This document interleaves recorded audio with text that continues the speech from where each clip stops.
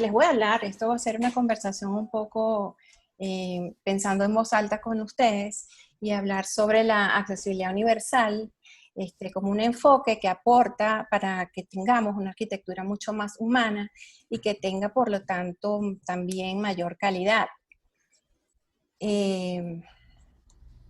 Primero, eso lo que les decía, es una conversación pensando en voz alta con ustedes. Les voy a hablar acerca de qué es la accesibilidad, para quién está dirigida y cuáles son sus bondades. Luego, la causa de la ausencia de la accesibilidad universal, sobre todo en Venezuela y Latinoamérica. Y por último, esos indicadores que señalan a la accesibilidad como una muestra o un sello de calidad y de excelencia en nuestros proyectos. Yo quería empezar con esta idea o este pensamiento del arquitecto Giovanni Palasma, que dentro de su discurso y su pensamiento sobre la hegemonía de la visión y lo áptico o lo táctil en nuestro mundo, él dice que vemos aquello que nos han enseñado a ver y lo que no vemos. El punto es quién es el maestro, quién nos da esa enseñanza. El maestro puede ser la academia, un profesor, los libros, también pueden ser las personas que están a nuestro lado, ya sea durante todo nuestro ciclo de vida o temporalmente, un gesto, una palabra que nos causa alguna impresión y que genera un aprendizaje en nosotros. Pero también, como decía, es la experiencia, ¿no? Esa experiencia que nos puede marcar significativamente y dependerá de cómo nosotros afrontamos esa experiencia, con qué herramientas contamos para asumirla como tal, finalmente cómo deseamos vivirla. Y efectivamente nosotros todos juntos estamos transitando la experiencia que nos ha generado esta pandemia de COVID-19. Y ha sido propicia la ocasión para que cada quien dentro de su lugar en donde se encuentre, pues generar esa pregunta, esa reflexión de qué hacemos en nuestra vida, qué impacto hemos generado, cómo queremos ser de ahora en adelante. Entonces la pregunta que yo propongo es, ¿cuál es la estela que hemos dejado como humanidad? ¿Cuál es la estela que hemos dejado como individuo, como arquitecto? Pero no solamente la estela que hemos ya dejado, sino la que queremos generar de ahora en adelante, si es así. Si es verdad que existirá una época o un momento post-COVID-19. Lo que es cierto, como les decía, es que todos la estamos experimentando. Todos tenemos un rol, una participación en la solución. Quizás no tengamos la solución, pero participamos de ella. Formamos parte del reto para que esto acabe. Formamos parte de, por lo menos no estorbamos en la búsqueda de la solución, ¿no? O agravamos el problema. Otra cosa que se nos ha puesto en evidencia es que cada quien lo está experimentando de acuerdo a las herramientas personales, a las habilidades blandas o duras con las que cuenta y a las posibilidades que el entorno le ofrece. No todos estamos en la misma geografía, en el mismo entorno y no todos tenemos las mismas habilidades y las mismas facilidades. Esto también, este momento, ha puesto en evidencia o ha hecho visible grandes desigualdades, grandes desventajas que existen de distinto orden y en distintas geografías. Y sí, hemos dicho, sí, existen unas desventajas que ya conocíamos y se han hecho visible otras y de manera muy cruda, otras realidades que no se nos habían mostrado, que no se nos habían revelado, pero existen muchísimas cosas, como dice Palasma, algunas las vemos y algunas nos han enseñado a no verlas. ¿Ok? Pero el gran protagonista en muchísimos espacios de discusión como este, en donde puede haber un intercambio o por lo menos una reflexión, un llamado a la reflexión, el gran protagonista es el ser humano. Aquí, desde el ámbito de la arquitectura, no han habido grandes protagonistas, no hay no hay ningún héroe que haya aparecido en este momento, pero es que tampoco es el momento de heroísmos individuales, es un momento de reflexión desde el área de la arquitectura, desde nuestro gremio, es un momento para utilizar esa reflexión como instrumento para la proyección de la ciudad y de la sociedad que deseamos para absolutamente todos. Y es que todos finalmente lo que queremos es vivir en bienestar, vivir bien, todos queremos vivir bien. Y el bienestar es un concepto polisémico, es subjetivo, cada quien tiene su percepción, su idea de lo que es el bienestar, además es un concepto que va evolucionando incluso con nuestro ciclo de vida, va cambiando, pero el bienestar tiene dos aspectos fundamentales, que son los aspectos personales y los aspectos del medio en donde vivimos. Los aspectos personales pues serán tener una calidad de vida, tener buena salud física y mental, poder estudiar, poder desarrollarme como profesional, como individuo, y es el medio el que permite que esto suceda. ¿Sí? Se han puesto entonces sobre la mesa en las discusiones, sobre todo en el ámbito nuestro, de los hacedores de ciudad, los constructores y modeladores del hábitat donde nos desarrollamos, se han puesto sobre la mesa los retos que ya se nos habían planteado.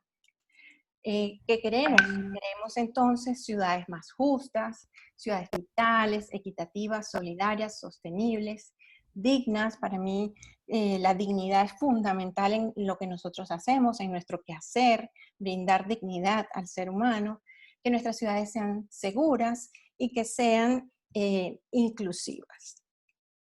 Pero para que esto ocurra, debemos incorporar en nuestras fórmulas de actuación una constante que es la accesibilidad universal. Esa constante va a permitir que los beneficios se multipliquen y que también los beneficiarios sean muchos más. Aquí teníamos una dinámica que yo no sé si Sharon la podemos hacer o simplemente preguntarlo en el chat. Lo que no quiero es estar sola hablando. Eso, aquí está la dinámica. Muchas gracias. La dinámica era preguntar a ustedes con qué término relacionan el concepto o la idea de accesibilidad. Existen tres opciones: la movilidad, discapacidad o desarrollo. Vamos a esperar un momentito que ustedes voten.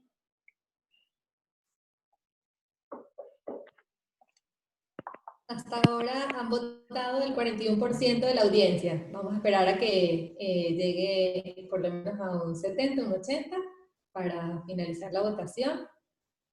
Ok, gracias, Rosy.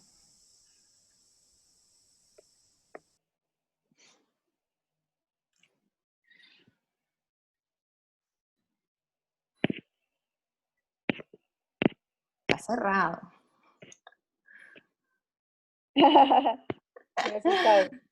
Lo bueno es que aquí no hay pregunta correcta. No hay respuesta correcta, perdón. Listo. Y ese es el resultado, Rosy. Bueno, supongo que sí. Wow, acá está el resultado. ¿Lo puedes ver? Sí. ¿Te lo digo? Movilidad tuvo un 41%. Más o menos lo que yo pensaba que iban a responder. Aunque también me llama la atención que discapacidad y desarrollo están, y esto también me gusta. Lo que les decía, aquí no hay respuesta acertada, pues que evidentemente tiene que ver con estos tres términos. Pero usualmente se relaciona con movilidad. Déjame dejar de compartir aquí. Yo, ¿no? Ya, cierro aquí un momentito porque lo tengo en mi pantalla. Perfecto. Pues fíjense, pues sí, cuando hablamos de de accesibilidad, usualmente se piensa en una silla de ruedas. Es lo más común. En personas con discapacidad. Accesibilidad es para personas con discapacidad. Pero esa imagen que a la mayoría de los arquitectos y los hacedores de ciudad, no solamente quienes diseñan edificios, urbanismo, sino también los que los planifican, no piensan en la persona que va en la silla de ruedas, piensan en la silla de ruedas y piensan también usualmente en una rampa, ¿no? En ese problema de movilidad. Y esa persona que va en la silla de ruedas es un poco invisibilizada y también se presume o se asume que esa persona va sola, que esa persona no tiene familia, que si es un hombre, por ejemplo, con hijos, quisiera tener la posibilidad de cambiarle los pañales en un cambiador en un centro comercial, por ejemplo. Se presumen muchas cosas, se asumen muchas cosas. Otra razón que se asume es que la accesibilidad es exclusiva para personas con discapacidad y que todas nuestras actuaciones que tengan que ver con accesibilidad son solo para personas con discapacidad y van acompañadas del símbolo que hasta este momento todavía, bueno, la norma lo establece como tal y es el símbolo de la accesibilidad, pero veremos que ese símbolo también ha evolucionado al mismo ritmo que nosotros lo hemos hecho como sociedad. Y aquí voy a detenerme un poco, va a salir un poquito mi lado profesora, pero es que necesito explicar cómo ha evolucionado la sociedad y cómo porque la semántica, como les decía, relaciona accesibilidad con persona con discapacidad, y es que han sido dos conceptos que han evolucionado juntos, uno con mayor velocidad que el otro. Existen tres momentos temporales que se relacionan con tres modelos con el que se ve la discapacidad, desde el que se ve la discapacidad. Estos momentos son el modelo de la prescindencia, el modelo médico rehabilitador o asistencial y el modelo social. Voy a decir los tiempos, son más o menos estimados porque si bien existen unos hitos históricos que marcan un cambio de paradigma, las sociedades, estos modelos, depende de la sociedad donde se desarrollen. Pero en el modelo de la prescindencia, que duró aproximadamente hasta mediados del siglo XX, las personas con discapacidad eran vistas como personas anormales, personas que no eran normales, como un castigo divino, y se prescindía de ella. Por eso el modelo se llama modelo de prescindencia. La actuación no desde la accesibilidad, porque todavía el concepto no existía como tal, pero la solución a esta situación era la muerte, la institucionalización de este grupo de personas, a quienes aún se refieren como este grupo de personas, y la actuación era básicamente de exclusión, de aislamiento o institucionalización de las personas. Luego, posteriormente, y por supuesto existe un hito muy importante que es la culminación de la Segunda Guerra Mundial y la Declaración Universal de los Derechos Humanos.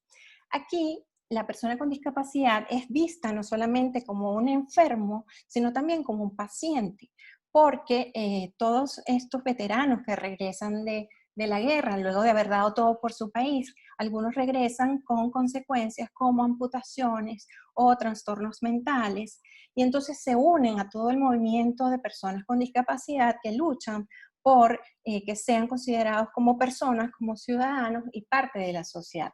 Pero en este momento, en el modelo asistencialista, médico rehabilitador, la persona es la que tiene el problema, es un problema personal, individual, y a esa persona entonces hay que hacerla normal, hay que rehabilitarla. Y la respuesta desde la arquitectura es entonces cuando ocurren intervenciones que buscan adaptar, hacer adaptaciones para que la persona se adapte al espacio. Se habla de accesibilidad física integral, entonces hay una visión muy centrada en lo físico, también en lo visual, tal y como habla Giovanni Palasma. Y surge entonces en este momento, y se puede decir que es el antecedente al concepto de accesibilidad, el concepto de supresión de barreras, porque es por lo que luchaba todo el movimiento de vida independiente, que de hecho les recomiendo que vean los que tengan acceso, y voy a hacer una publicidad, a Netflix, que vean el documental Crip Camp, ahí están precisamente los protagonistas de esta historia. Posteriormente, el modelo en el que supuestamente estamos, que es en el modelo social o biopsicosocial de la discapacidad, aquí la persona es considerada entonces como un ciudadano más y la discapacidad como una causa social, y que son las limitaciones actitudinales y del entorno las que determinan la discapacidad. Entonces surgen estrategias o desde la arquitectura como el diseño para todos, que es sobre todo un concepto utilizado en España, en Europa, de habla hispana en España. El diseño universal, que es un concepto que abarca 7 principios y que desarrolló el arquitecto Ronald Mays. También se refieren a el diseño inclusivo, sobre todo en el Reino Unido. Pero estas son estrategias que buscan la accesibilidad universal. El concepto accesibilidad universal, que implica la inclusión de todos en la sociedad, se formaliza con la Convención de los Derechos de las Personas con Discapacidad. Esta convención marca entonces un cambio de paradigma y notarán por la fecha que es bastante reciente. O sea, de la larga lucha que han tenido las personas con discapacidad para que ser considerados unos ciudadanos ha sido realmente muy dura y no solamente esta lucha ha sido por ellos, sino que finalmente es por todos nosotros y ya veremos por qué. Esta convención que se llamó a que lo firmaran todos los países miembros de las Naciones Unidas en el 2004, fue aprobada y ha sido ratificada por más de 170 países. En el caso de Venezuela, Venezuela firma en el año 2013. Aquí debo decir que la Ley de Protección de las Personas con Discapacidad en Venezuela es del año 2006, pero Venezuela finalmente firma la convención por adhesión en el año 2013. Y firmarla por adhesión implica un compromiso, no solamente moral, sino que tiene vinculación jurídica. También algunas cifras que son importantes que tengamos en la mente en este momento, es que según la Organización Mundial de la Salud, según el informe del año 2011, 15% de la población mundial tiene algún tipo de discapacidad. ¿Qué pasa? Y quiero hacer este paréntesis porque así como el concepto de discapacidad ha evolucionado, estas mediciones variarán de acuerdo a los países porque depende de cómo es vista la discapacidad, ¿okay? Cómo son clasificadas las discapacidades, que van evolucionando, es dinámica los distintos tipos de discapacidad que vemos. En el caso de Latinoamérica, tenemos un porcentaje de un 12%, estamos hablando de 70,6 millones de personas. Y según la única cifra oficial con la que contamos en Venezuela, el censo del año 2011 arroja que un 6% de la población tiene algún tipo de discapacidad. Esta cifra ha sido cuestionada precisamente por la forma en que fue medida la discapacidad en el instrumento que se utilizó durante el censo. Esta cifra incluso puede ser mayor porque la discapacidad está asociada también a un tema de pobreza, a un tema de desnutrición, es una cifra que probablemente haya aumentado en los últimos años y que además, a consecuencia de la violencia, impacto de bala, este número puede ser aún mayor por discapacidades adquiridas. Entonces, la convención, y seguimos con el concepto de discapacidad, dice que la discapacidad es un concepto que evoluciona, asume que es dinámico y que resulta de la interacción entre las personas con deficiencias con algunas limitaciones y las barreras debidas a la actitud y al entorno que evitan su participación plena y efectiva en la sociedad, en igualdad de condiciones con los demás. Fíjense que no se hace referencia aquí a alguna enfermedad o alguna anormalidad, sino que es la relación persona-entorno y que además tiene relación con lo que les vengo hablando acerca del bienestar. Cuando hablamos de personas con discapacidad, y este es el término adecuado, persona con discapacidad, y no se dice nunca discapacitado, lo adecuado es hablar o hacer referencia a la persona con discapacidad.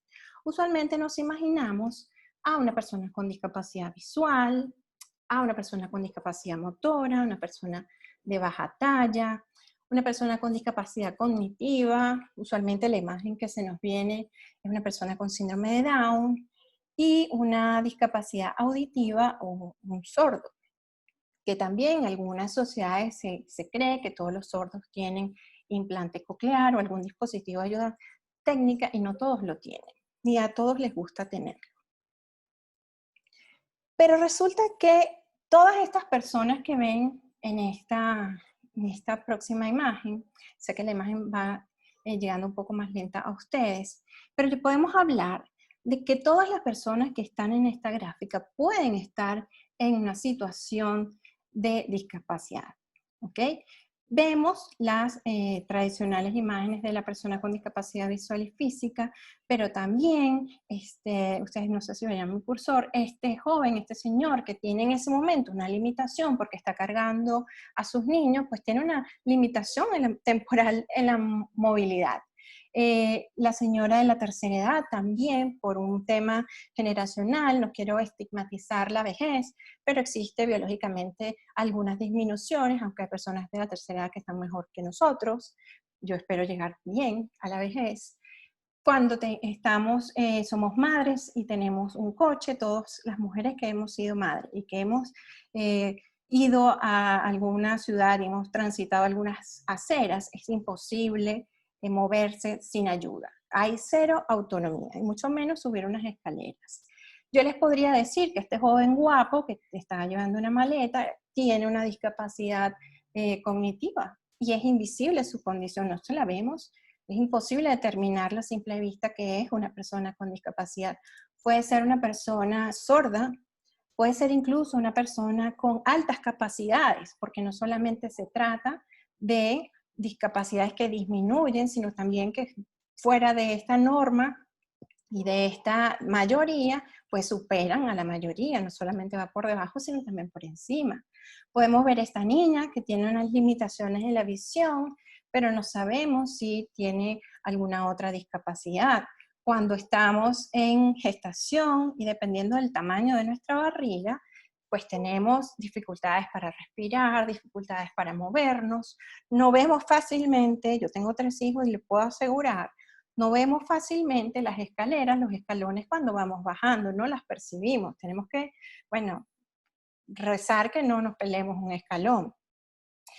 También quiero mostrar en esta imagen, por ejemplo, esta persona con discapacidad que es sumamente activa, es un deportista y que su silla no es igual a la silla que vimos en la imagen anterior.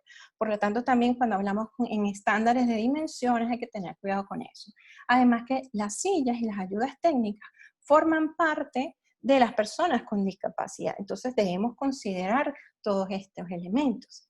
La chica, que a mí me gustó muchísimo esta imagen, porque la chica va distraída y de repente abstraída del mundo, y muchos de nosotros, si tienen posibilidad de sacar el celular en la ciudad, bueno, nos podemos tropezar, nos podemos caer, porque no estamos viendo, tenemos un problema de atención, una limitación en la atención y en la visibilidad. Entonces, en este grupo que define la convención, todos podemos entrar en algún momento en este grupo de individuos, ya sea de manera temporal, ya sea de manera momentánea o sea permanente. Entonces les hablaba también que, bueno, existen otro grupo de personas que podemos considerarlas con limitaciones y que el entorno se convierte en una barrera para poder interactuar y poder desarrollarse, y son las personas de la tercera edad o los adultos mayores. En el mundo existe un 12% de la población son mayores de 60 años y esta cifra puede ser duplicada en países como Estados Unidos o en territorios como Europa. En el caso de Latinoamérica, 11% de la población son personas mayores de 60 años, pero se estima que en 35 años esa población se duplique y sea aún mayor a 26%. En el caso de Venezuela también pasaría de 9%, según las estimaciones del Banco Interamericano de Desarrollo, a un 22%. Estamos hablando de un altísimo número de individuos y mi pregunta es, ¿estamos preparados? ¿Estamos preparando una ciudad para este grupo de personas que finalmente somos nosotros? Nosotros somos ese número. Yo siempre le digo a mis estudiantes, diseñen para su yo anciano, no diseñen para su yo de 30, 40 años, diseñen para su yo anciano. Garanticen que lo que están diseñando es para todo el ciclo de su vida. Entonces estamos hablando de estas cifras, 12% personas mayores de 60 años, 15% de personas con discapacidad. Estamos hablando de un cuarto de la población mundial que tiene limitaciones y que no están siendo atendidas y que en muchos casos están invisibilizadas o se nos muestra su realidad o no las queremos ver. También define la convención qué es la accesibilidad y la define y la determina también como un principio. Es una obligación la accesibilidad de acuerdo al artículo 9 de la convención y es un principio de acuerdo al artículo 3 de la convención. Y dice que la accesibilidad es una condición o una cualidad que deben cumplir los entornos físicos, culturales y sociales, los procesos, los bienes, productos y servicios, para que puedan ser utilizados y comprendidos. Piense que la cognición es muy importante, no solamente lo físico, lo áptico, lo visual, sino también las sensaciones, la comprensión y cómo aprendemos los lugares, los entornos, ya sean virtuales o físicos. Y estos deben hacerse de manera cómoda, autónoma, fácil y segura. Se debe garantizar y se debe promover la autonomía para el desarrollo de todas las personas. Esta convención no se refiere, cuando define accesibilidad, no hace referencia a discapacidad alguna. Habla de todas las personas, porque la accesibilidad, si bien es fundamental e imprescindible para un grupo de personas, nos beneficia a absolutamente todos. Voy a citarme a mí misma, voy a permitirme la licencia de citarme a mí misma.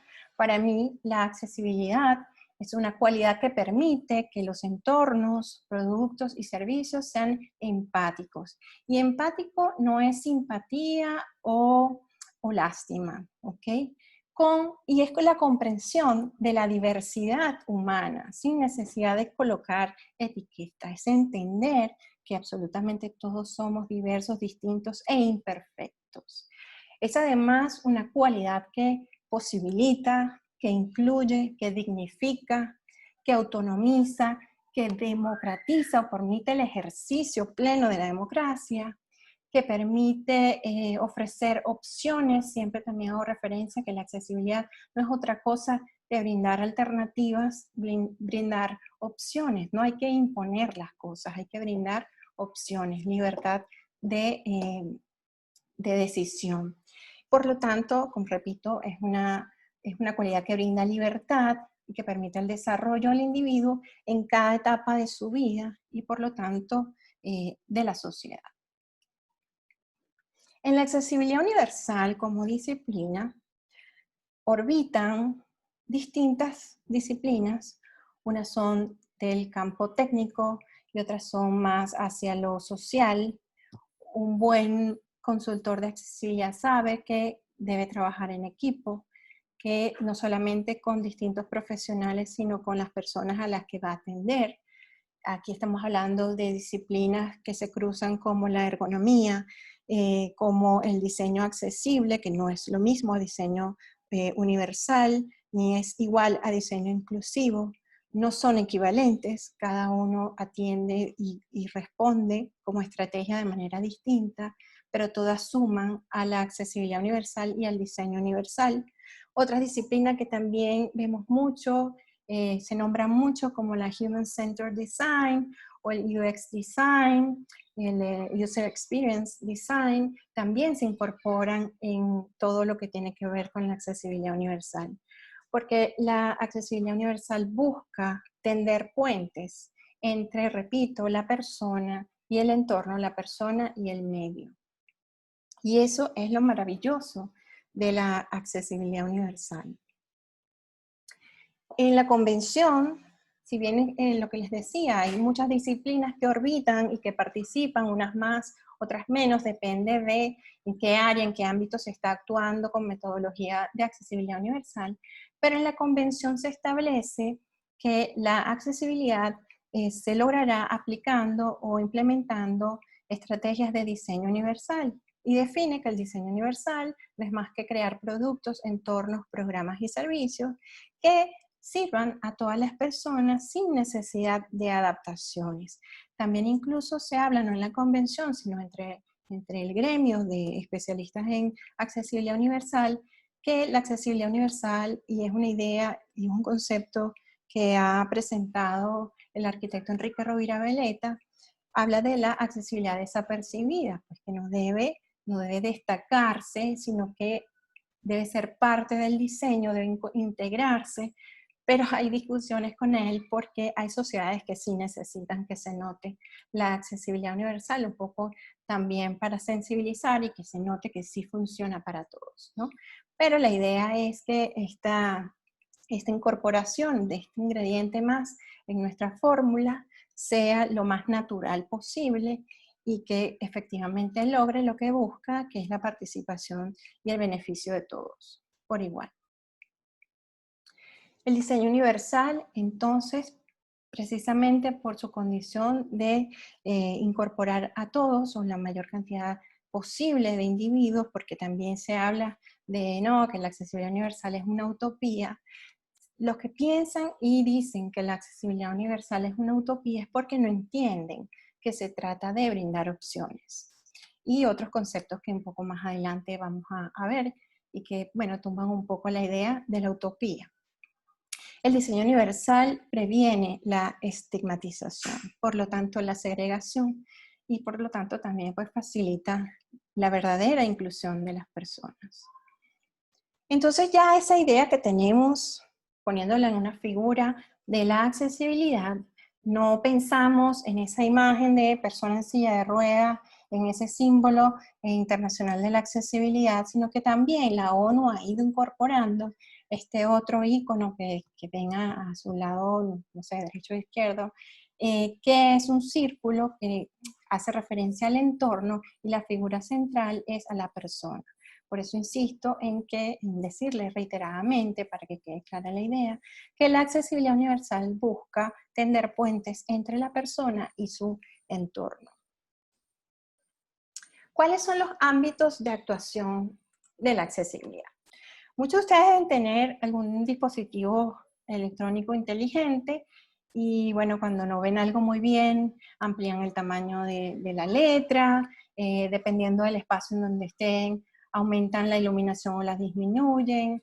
Y esas son facilidades que las utilizo yo, las utilizan mis hijos, las utiliza mi mamá, que tiene un poquito menos de visión que yo y mayor edad. O sea, nos beneficia absolutamente todo.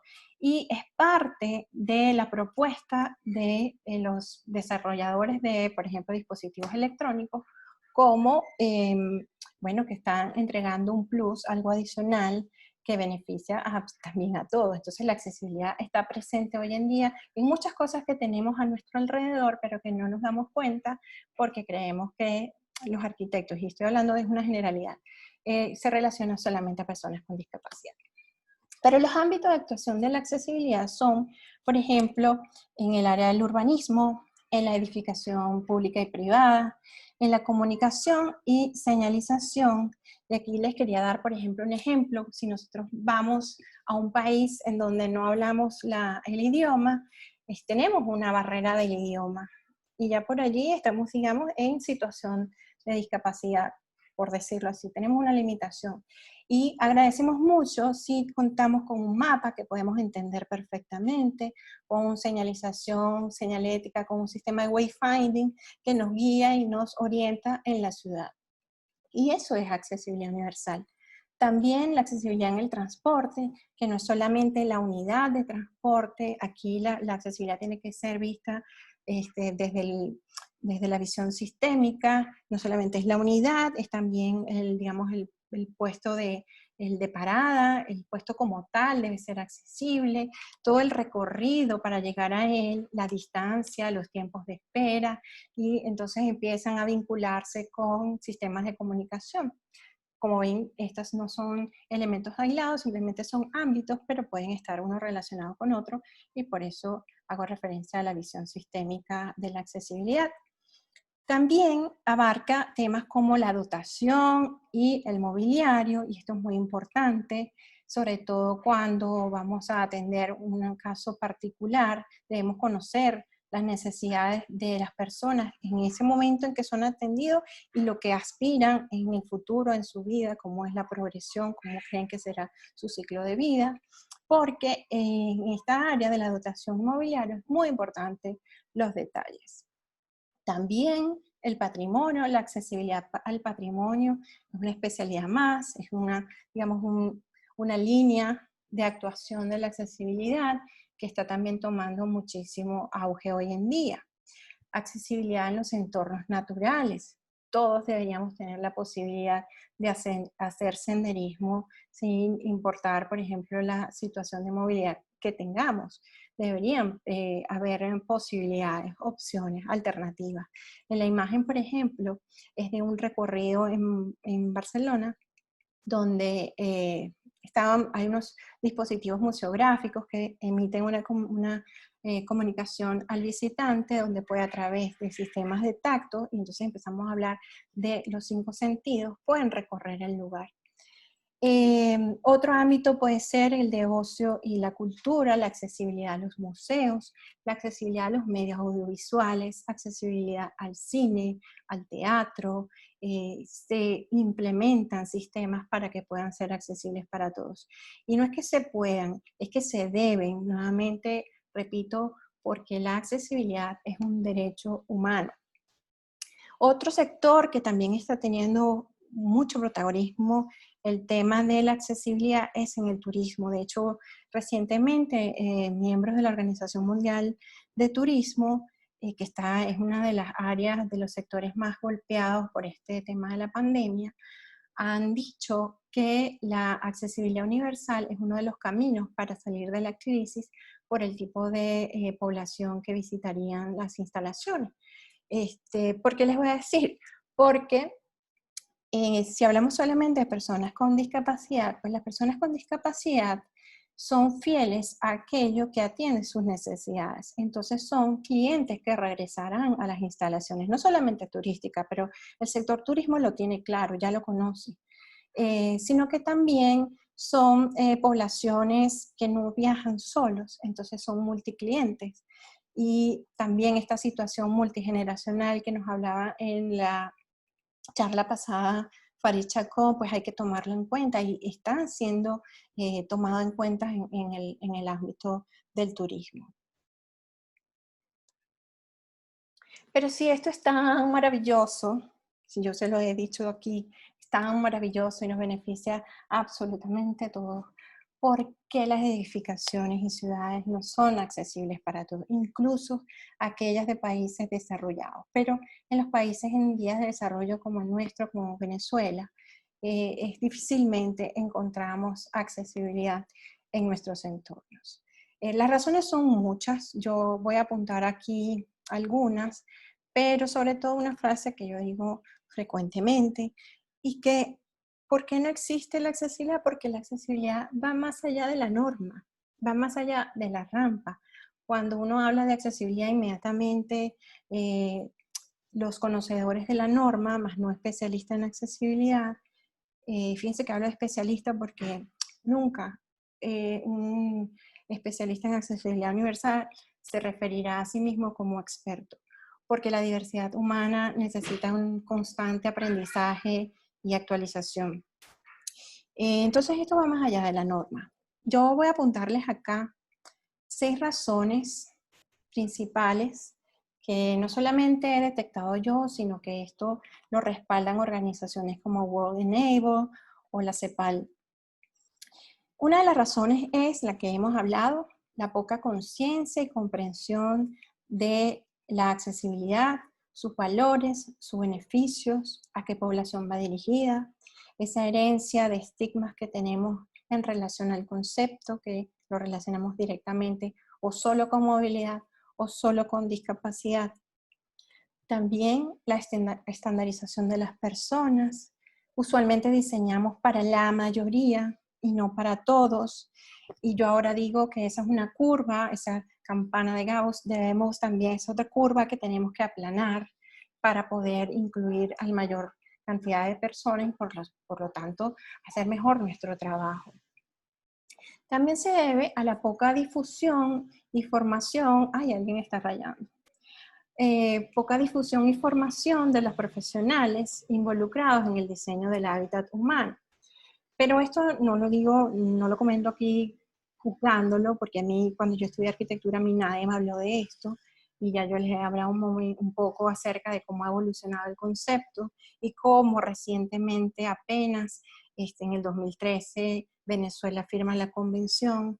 Entonces, bueno, digamos, hay alguna justificación de que esto no esté sea todavía un terreno un poco virgen, pero con muchísimo potencial y necesidad. Otra causa de que no exista la accesibilidad en nuestro país es que tenemos una legislación y una normativa muy enmarcada en el modelo asistencialista y rehabilitador. Todavía no se han incorporado, no se han actualizado en nuestra normativa, que es del año 2004, por cierto, los conceptos de la convención, que abren unas puertas enormes, tan grandes que hoy en día este término y este concepto de la accesibilidad se ha incorporado en los Objetivos de Desarrollo Sostenible y en la nueva Agenda Urbana Hábitat 3. También otra causa es que nuestra normativa, en el caso de Venezuela hablo porque muchos países de Latinoamérica tienen mucho camino andado un poco más adelante en esto que nosotros, pero nuestra normativa es dispersa. Siempre digo que es una búsqueda del tesoro sin mapa, porque una normativa te hace referencia a la otra, y en un momento se tranca el juego, porque la normativa o es muy antigua o no tienes posibilidad de acceder a ella porque debes comprarla. Entonces no es accesible para todos, ni siquiera la normativa.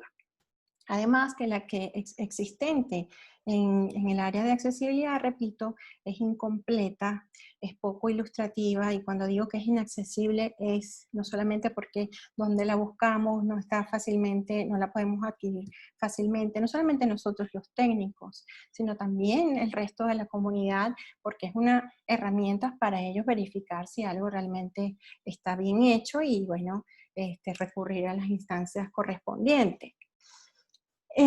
También algo que es muy importante y que de verdad es una piedra y es un obstáculo, pero que nosotros debemos superarlo, y es la ausencia del concepto ajustes razonables que está en la Convención de los Derechos de las Personas con Discapacidad. Si bien el concepto de ajustes razonables dentro de la Convención es un concepto un poco impreciso, pero determina que las actuaciones, por ejemplo, sobre todo hace referencia a edificaciones existentes o a construcciones existentes o cualquier otro elemento, incluso virtual existente, pueda ser adaptado de acuerdo o dependiendo de las posibilidades técnicas, de las posibilidades económicas. Esa adaptación no puede ser desproporcionada, debe tener una proporción, y esa proporcionalidad en algunos países está establecida, está determinada. Se han hecho cuadros estadísticos y que determinan qué puede ser adaptado y qué no, porque aquí ya hablamos de adaptación para lograr un poco la accesibilidad universal. Pero el concepto de ajustes razonables es muy importante. Si no lo tenemos en nuestra legislación, si no lo tenemos en nuestra normativa, nosotros debemos tenerlo en cuenta en nuestra actuación desde el punto de vista moral y ético, porque es lo que permitirá que podamos incorporar la accesibilidad en nuestros entornos. Dicho todo esto, bueno, creo que queda claro que la accesibilidad universal es un derecho universal. Como les decía, no se trata de un capricho, esto no es una tendencia, una moda, esto es un derecho humano, que nosotros, los arquitectos, no solo somos ciudadanos, también somos arquitectos, por lo tanto, no solo somos titulares y receptores de derechos, sino que también somos titulares de responsabilidades, y es nuestra responsabilidad que al menos lo que nazca o lo que salga de nosotros permita que todas las personas puedan tener y ejercer este derecho. Además, como les decía, es un concepto que se ha incorporado, ya sea explícitamente o implícitamente, en los Objetivos de Desarrollo Sostenible. Cada vez que se hable de grupos vulnerables, cada vez que se hable de inclusión Y por supuesto, cada vez que se hable de todos, eso implica estrategias y metodologías de accesibilidad universal. Igual la nueva Agenda Urbana Hábitat 3, que plantea 10 metas de la ciudad que necesitamos, y allí son directamente explícita la necesidad de implementar la accesibilidad universal. Y esto, por supuesto, todo está engranado, la convención, los objetivos y la nueva agenda, con la necesidad de alcanzar un desarrollo en equilibrio, un desarrollo sostenible, que también sabemos que implica tres elementos fundamentales: el desarrollo económico, el desarrollo ambiental y el desarrollo social. Y por lo tanto, nuestra participación allí es fundamental. Sin accesibilidad universal, sencillamente no hay inclusión, y sin inclusión no hay desarrollo. Si nosotros hablamos que hacemos arquitectura humana, que hacemos arquitectura inclusiva, que hacemos intervenciones sociales, debemos incorporar la accesibilidad universal. Y no basta con la buena voluntad. Y aquí repito, la accesibilidad tiene que ser vista desde el punto de vista sistémico. No basta con las microsoluciones, porque entonces resultan en intenciones difusas que no tienen ningún impacto. No basta con la rampa en los accesos, porque luego adentro en el edificio, ¿qué pasa? La actitud del personal, el ascensor, el mobiliario de recepción, qué sé yo, los documentos que me den, la señalización, los medios de escape, bueno, todo tiene que tener accesibilidad, todo tiene que ser accesible para todos. Y esto entonces requiere de mucha convicción y compromiso moral, repito, porque si nos esperamos a que no se hagan las normas como deben ser, pues no podremos implementar esto y no saldremos de este hoyo en donde estamos, y no podremos alcanzar la inclusión y por lo tanto tampoco el desarrollo. Entonces nosotros debemos superar esos hábitos promedios, debemos salir de la media del promedio. Si queremos destacar además en este mundo competitivo, debemos apuntar por la excelencia. Y la excelencia es eso: permitir que todos los seres humanos podamos desarrollarnos de manera integral. La accesibilidad, entonces, por esto les digo, es un indicador de calidad y de excelencia, y por supuesto también de ética. Es un concepto clave en nuestra reputación como gremio, y también es un concepto clave en la reputación de las empresas y de las marcas. La accesibilidad no es un objetivo, es un resultado, resulta del buen diseño. La accesibilidad se experimenta, debería incorporarse desde el inicio de los proyectos para que pueda ser parte de él y no un agregado más que estorbe o interfiera de alguna manera. Aquí por último, casi cerrando esta conversación con ustedes, quería mostrarles o demostrarles que este es un tema que está tomando cada vez mayor, se está repuntando y tomando mayor valor. Hay, por ejemplo, las certificaciones como la certificación WELL y la certificación Fitwel, que bueno, garantizan o imprimen un sello de calidad a aquellos proyectos que tomen en cuenta el bienestar de las personas. Y el Fitwel específicamente habla de poblaciones vulnerables y personas con discapacidad, pero estas certificaciones tienden a eso, a garantizar que estamos dentro del enfoque del desarrollo sostenible, y la sostenibilidad tiene que ver con la accesibilidad y la inclusión. Existe por otra parte en España, por ejemplo, la certificación ICE, el Sistema Indicador de Accesibilidad, que es de Europa, es de España específicamente, pero ya está abriendo sus primeras puertas en Perú. O sea que esto ya nos está alcanzando los objetivos de desarrollo sostenible, y la nueva agenda urbana nos ha alcanzado sin estar preparados para implementarla verdaderamente. Hay otros premios, como el premio, por nombrarles uno, por traerles uno, el premio CEMEX, Obras de CEMEX, que también tiene una sección dedicada exclusivamente a la accesibilidad a edificaciones que toman en cuenta la accesibilidad.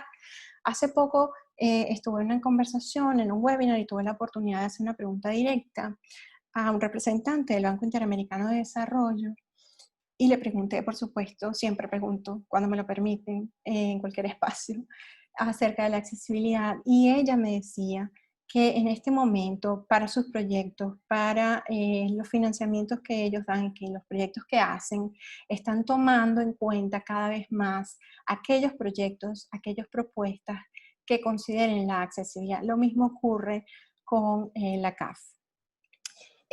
También les traje allí una imagen acerca de otro premio de la Organización Mundial del Turismo, que en alianza con la Fundación 11, ellos existe un sello que dan a las instalaciones de turismo, que es la ATD, que es precisamente para aquellas instalaciones que ofrecen accesibilidad. Accesibilidad es, ATC es Accessibility Tourism, la de no me acuerdo, pero es básicamente instalaciones de turismo que sean accesibles y están siendo premiadas, y eso es un distintivo que en este mundo competitivo pues me pone un poco, me destaca un poco más. Pero ahora sí, para cerrar y poder leer sus preguntas y responderlas y sus comentarios, quería comentarles pues que aunque la excelencia de nuestros proyectos y servicios pues no será medida por aparecer en revistas, ni por cuán laureados seamos, sino por servir extraordinariamente y efectivamente como medios para lograr la realización y el desarrollo de todas las personas, para que vivan el bienestar. Aprendamos de esta experiencia y todo lo que nos está haciendo ver, ya sea en nuestra intimidad, en nuestra reflexión personal, así como lo que vemos en el mundo exterior, más allá de la ventana de nuestras casas. El enfoque, señores, es el ser humano, somos tan sencillamente nosotros mismos. El enfoque es mejorar nuestro hábitat y que la ética y la integridad sean nuestros valores innegociables. La integridad es hacer las cosas correctas en el momento correcto, de la forma correcta, por las razones correctas, sin que nadie nos esté viendo. Entonces, bueno, los invito a que incorporen en sus proyectos la accesibilidad universal. Bueno, Ana, muchísimas gracias por esta increíble presentación. Tenemos aquí el comentario del arquitecto Susana Weisländer. Así es, el cuidado de cada uno. Chances, el nombre de la película que recomendaste en Netflix, porfa, que quieren que la vuelvas a decir cómo se llama la película. Creep Camp. Voy a ver si lo puedo copiar aquí en el... Ay, ¿dónde está el chat? Ok. Ok, si quieres puedes dejar de compartir la pantalla y creo que va a aparecer el chat. Barosca Bravo comenta, una gran presentación, felicitaciones al arquitecto Flores y a todo el equipo organizador. Nat Randall, buenísimo enfoque. Bueno, el arquitecto escribió el nombre de la serie. Okay. Mari Rivero, un increíble mensaje final. Muchísimas gracias. Cada vez me enamoro más de esta carrera. Así es, yo también. Okay. Con pasión. Ok, vamos a ver. Ana, un comentario. Muchas gracias por la presentación, genial. Es importante, como que a veces solo nos preocupamos por lo estético, lo económico, y donde la parte de accesibilidad parte de ser ética como ser humano y compromiso de nosotros los arquitectos para la hora de diseñar. Y te quería preguntar, con esto del coronavirus, yo siento que tristemente, solo cuando te toca es cuando lo valoras, o sea, cuando tienes, ni Dios lo quiera, un familiar ciego, entiendes un poquito más, solo cuando tienes a alguien de la parte handicap. ¿Cómo crees que todo este coronavirus va a tender a hacer más accesibles los edificios, a crear más conciencia tanto en el que lo habita como en el que lo diseña? Pues yo creo que sí, bueno, es mi esperanza y no solo la mía. Fíjate que voy a comentar algo porque estoy viendo en el chat que está el arquitecto Enrique Rovira Veleta presente. Él es mi maestro junto con Ana Foll. Y quiero decir que en este posgrado que yo tuve la dicha de cursar, no solamente es el momento cuando lo cursas, sino que sigues teniendo interacción con distintos especialistas de distintas partes del mundo. Y este tema ha salido a colación en algunas discusiones, en un evento que nosotros hemos llamado, bueno, que nosotros no, que Ana ha llamado coronavirus accesible, porque se habla mucho, por ejemplo, que las personas con discapacidad han vivido siempre bueno, dentro de sus casas, precisamente porque no pueden salir, nunca han podido salir o tienen limitaciones, y que ahorita todas las personas estamos en esta condición de limitación. Y muchas personas están mirando su casa alrededor, bueno, aquí no puedo hacer esto, ahora no puedo hacer aquello, debo adaptar mi casa, debo hacer unos ajustes, y yo creo que sí, va a marcar una forma de hacer ciudad y de hacer los espacios donde habitamos, De sobre conciencia. todo, distintos. ¿Se cortó o sí me escuchan? Sí. ¿Sí? Sí, Fíjate, te escuchamos Sí, perfectamente. gracias, gracias. La presentación, por ejemplo, que Farid tuvo el jueves pasado, para mí fue increíble porque su solución de habitabilidad, de habitación, precisamente tomaba en cuenta estos cambios que estamos nosotros experimentando en este momento, donde la vivienda está sufriendo, por lo menos desde el punto de vista funcional, una metamorfosis a ser colegio, ser lugar de trabajo, ser donde hacemos ejercicio, ser el único lugar donde algunas personas con limitaciones tienen para hacer sus actividades de rehabilitación. Ayer una amiga me compartía a su papá que tiene Parkinson y estaba haciendo ejercicios a través de Zoom, por supuesto en su hogar. Eso es maravilloso para él porque él tiene limitaciones en su condición de Parkinson, él no puede levantar los pies. En el caso de su Parkinson no es el de temblar como usualmente creemos, sino más bien de rigidizarse, ¿no? Entonces él tiene dificultad para movilizarse. Y es maravilloso, pero tiene que ver entonces una respuesta arquitectónica, no puede ser solamente una pantalla. Nosotros tenemos que tomar en cuenta esto. Otros casos, que no es el caso en Latinoamérica, pienso yo, pero sí, por ejemplo, es el caso que comentaba el profesor Enrique de Barcelona, donde muchas viviendas se han ido segmentando y cada vez son más pequeñas, entonces algunos espacios de la vivienda no tienen esas imágenes que vemos de personas que salen a las ventanas a aplaudir, a cantar. Eso no es la mayoría, esos son unos casos particulares. Hay personas que no tienen acceso a la ventana, por lo tanto tampoco tienen primero un contacto con el mundo exterior, una comunicación con el mundo exterior. Luego no pueden tener ningún tipo de sensación. Las personas sordociegas experimentan el mundo a través de lo áptico y pues el viento, la sensación del viento, del calor, de la temperatura que puede dar una ventana, pues cambiaría muchísimo su bienestar y su vida, además de, por supuesto, los beneficios del sol. Entonces yo creo que sí, y mientras más hablemos de esto y más haya espacios como este donde podamos intercambiar, pues será mejor. Creo que respondí tu pregunta. Ana, ¿cómo estás? Te estoy escuchando y me encanta este tema porque tuve la oportunidad de trabajar en cines y una de las cosas que preocupó mucho en aquel momento y veo ahora el porqué, según tu explicación, en el 2013 es que se llega a Venezuela la aprobación de la norma, ¿no? Cosa que me preocupa con la norma, porque muchos tendemos a veces a leer la norma y a plasmarla tal cual. Tú nos invitas a ir un poco más allá. Y eso es importante. Bueno, en los cines, si todos van a una sala de cine, hay un tema que lo escuchan siempre y es la famosa isóptica, ¿no? Que es la mejor vista a la pantalla y donde tienes el mejor sonido. Uh-huh. Pero si tú vas a una sala de cine, verás que las personas con discapacidad generalmente están en la primera fila, la que nadie compra, la A, la 1, ¿no? La que queda justo La que frente nadie a la quiere, pantalla. la que sobra. La que sí.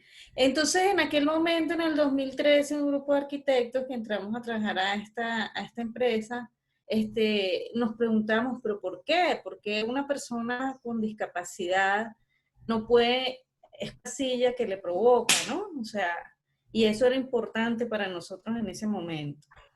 Y alguna sala de cine en Caracas puede entrar una persona con discapacidad y estar en las mejores isópticas. O sea, pero claro, esto nace de esa inquietud de cómo nosotros dentro de la arquitectura empezamos a ver un poquito más allá de la norma, ¿no? Eso que tú dices, no solo el espacio, la silla, no solo dejar el baño para la persona con discapacidad o simplemente el que va con la bicicleta también, porque a veces viajamos en Bogotá, por ejemplo, yo considero que es un tema de accesibilidad, de que tú te puedas transportar, pero luego no encuentras dónde dejar la bicicleta y ya en países como Bogotá la puedes dejar justo en espacios específicos para el metro, puedes hacer una transición de estación a estación, o sea.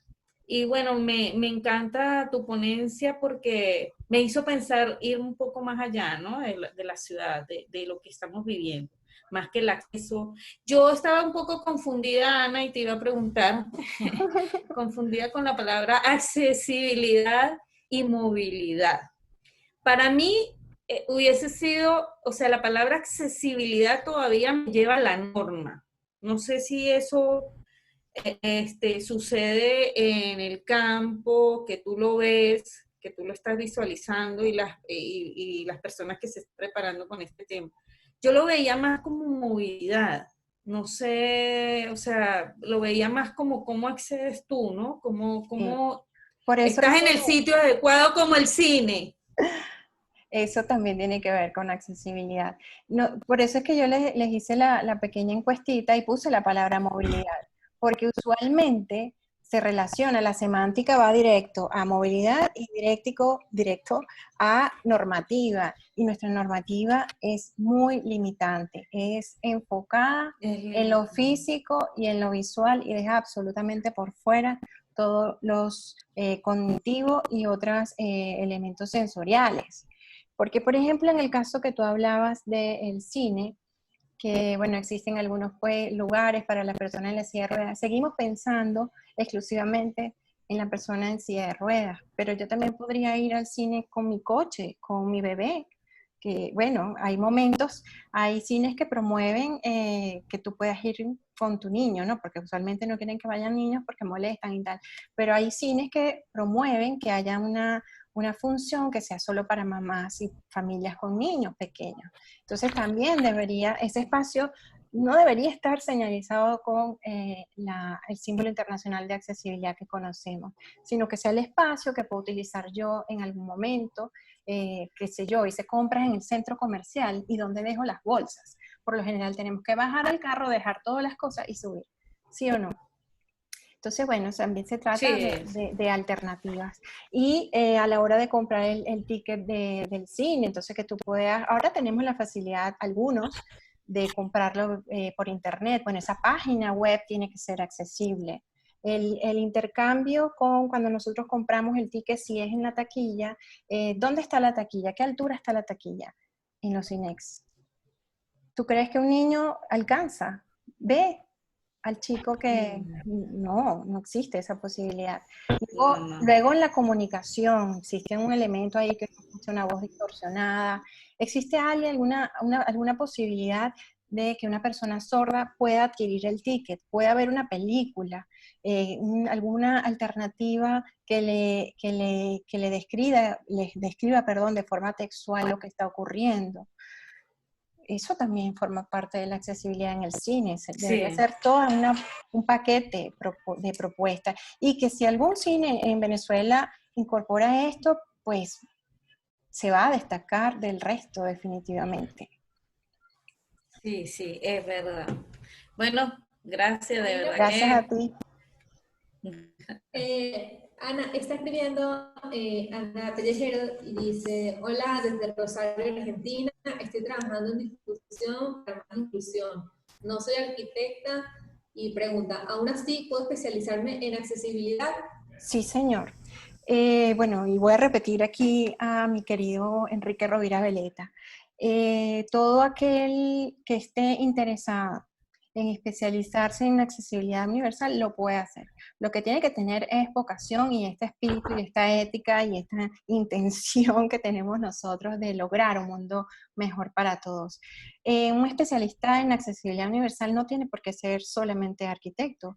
Puede ser un diseñador industrial, puede ser un periodista, puede ser un abogado. Él siempre dice que necesitamos más abogados en accesibilidad. Pueden ser los diseñadores gráficos, son muy importantes.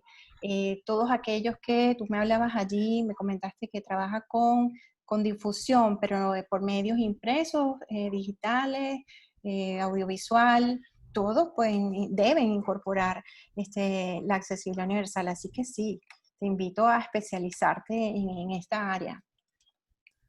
Ana, Matías Quiroz Torres está recomendando un libro que se llama Especialidad del niño que no ve, por Mónica Vera y Constanza Mena Maino. Está comentando también, está haciendo una pregunta, sí, si tuviera que aquí el alcalde, ¿de dónde sugieres que le comience este camino a convertir dicha ciudad más accesible? O sea, ¿cómo consideras que se inicia a hacer ciudad más accesible? Si tuvieras aquí el alcalde. Yo ya tengo mi respuesta preparada para el alcalde. No solo mi respuesta, yo he tocado mucho esa puerta y porque bueno, estamos hablando, voy a decirles algo. Hay 4 alcaldes en Venezuela que firmaron un compromiso con las ciudades, el compacto de las ciudades inclusivas. 4 alcaldes en nuestro país, que por lo tanto deberían ya estar trabajando en este tema. Hay muy pocas ordenanzas de accesibilidad en nuestro país y las ordenanzas que yo he tenido la oportunidad de revisar la verdad es que me decepcionan muchísimo porque es una copia directa de la normativa. Ya les dije que la normativa es muy limitada, pero no solamente eso, sino que no aporta, la ordenanza no aporta soluciones también de acuerdo al contexto en donde está, porque la normativa, la ordenanza de Chacao no puede ser igual a la de Baruta, no puede ser igual a la del municipio de Libertador, hablando solamente de aquí de Caracas, por ejemplo, o a la de, no sé, Lecherías. No, tiene que responder también a las necesidades o a las características de ese contexto en donde está, lo que quiere que sea, ¿no? También. Y esto también es algo que el profesor Enrique nos habla de que, bueno, nosotros no podemos trasladar, por ejemplo, hay muchos manuales de accesibilidad. Hay muchos centros que te enseñan o que dicen que promuevan que seas especialista en accesibilidad, pero yo realmente recomiendo con el corazón en la mano que hagan el de la Universidad Internacional de Cataluña porque es integral. Y nosotros, por ejemplo, en Latinoamérica no podemos trasladar todas las ideas y todo lo que leemos y vemos de Europa porque nuestra sociedad es muy distinta. Entonces, así como nosotros como región somos distintos, no podemos tener la misma norma y los mismos manuales. Luego, a nivel local, pues muchísimo menos. Entonces, el alcalde debería hacer una ordenanza, no solamente una ordenanza, la accesibilidad es transversal, debe estar presente en toda la normativa que tenga relación desde la planificación hasta ya la actuación directa.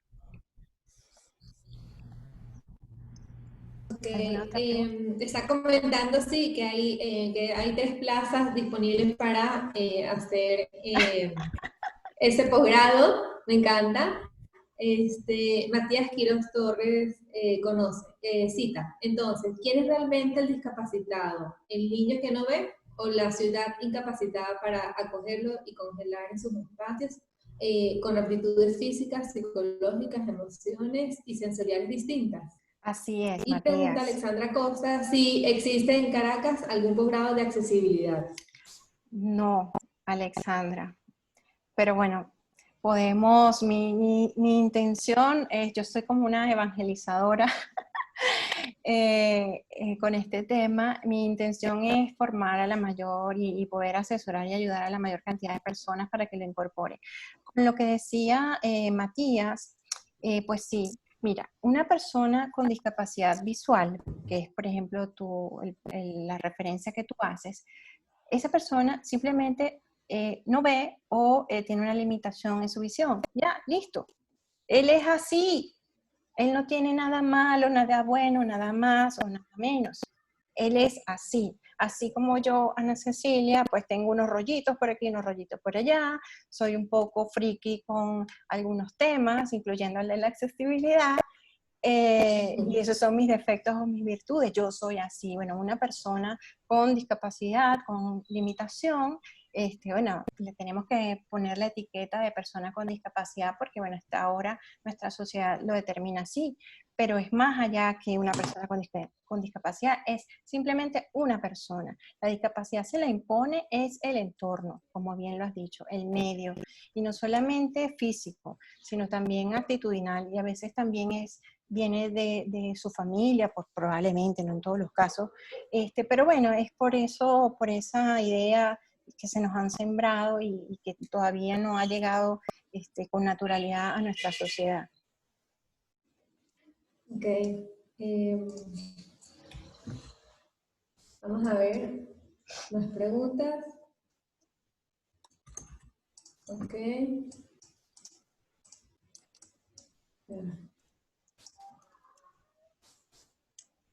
Ok.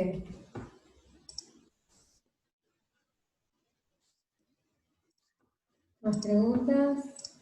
¿Alguna otra pregunta, comentario para ver? Qué linda Anita, Ana Folk, que está allí. Ok, Ana acaba de compartir su correo para los que quieran estar en contacto con ella. Muchas gracias por sus Bueno, comentarios.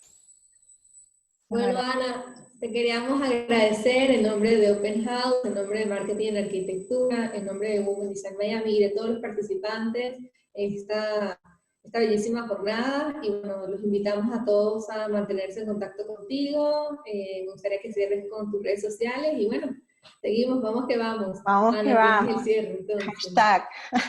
El hashtag de Rosy o de marketing es vamos que vamos. Yo tengo un nuevo hashtag que es, ¿cómo es? Somos frikis, somos accesibles. Mi Instagram es Ana Flores Arquitecta. Está en la invitación que ha hecho Marketing en Arquitectura para este evento. Acabo de compartir allí también mi correo.